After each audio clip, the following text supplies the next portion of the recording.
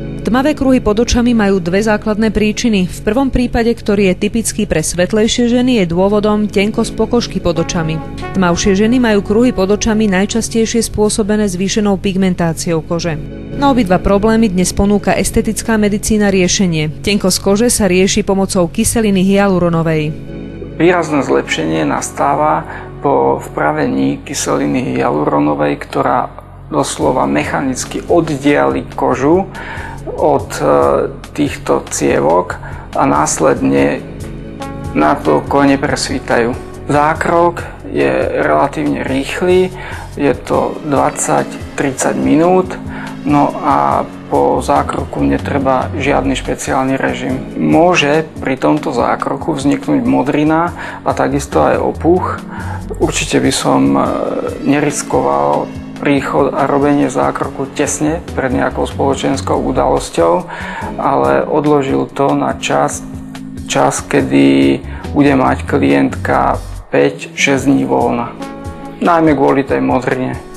Na ako dlho mi to vyrieši problém? To znamená, po koľkých týždňoch, mesiacoch by som vás opätovne mala navštíviť, aby som si vyriešila kruhy pod očami? Je to veľmi individuálne a závisí to od hladiny jedného enzýmu v koži, ale býva to od pol roka a pri tých lepších implantátoch zo skúsenosti to môže byť až rok a pol.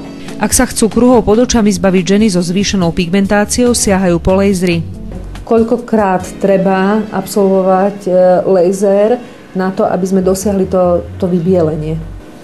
V praxi je to tak minimálne 6 krát, ale u niekoho, kto tam má pigmentu viacej, tak je to číslo vyššie aj dvojnásobne. Zvykne sa tá pigmentácia vracať, alebo je to už trvalý stav, že ak sa to podarí vybieliť, tak jednoducho už mám o problém menej? Táto pigmentácia sa postupne vracia, ale nie je to tak rýchlo ako pri povrchovej pigmentácii, ktorá je spôsobená priamo slnečným žiarením. V prípade, že idem prvýkrát na ten laser, aby som nebola prekvapená, čo ma čaká? Nedeje sa tam nič zvláštne, bolestivé alebo nepríjemné a nie sú vidieť žiadne záblesky. Čiže dá sa povedať, že z tých laserových procedúr je to asi najmenej nepríjemný zákrok. Koľko to asi trvá? Samotný zákrok, odkedy sa stlačí tlačítko štart po koniec, je asi 2-3 minúty. Väčšine žien postačí jedno z ponúknutých riešení. Iné sú vhodnými adeptkami na kombináciu ošetrení. Tá pigmentácia vybledne postupne po vyplnení tejto ryhy, ale môžeme to urýchliť laserom. Čiže dá sa povedať, že ste ideálna kandidátka na výplň kyselinou hyaluronovou a takisto aj na laserové odstránenie pigmentácií. Ono si to robí následne za sebou, alebo je to jeden úkon v jeden deň, alebo neviem, musíte predstaviť, ako to funguje?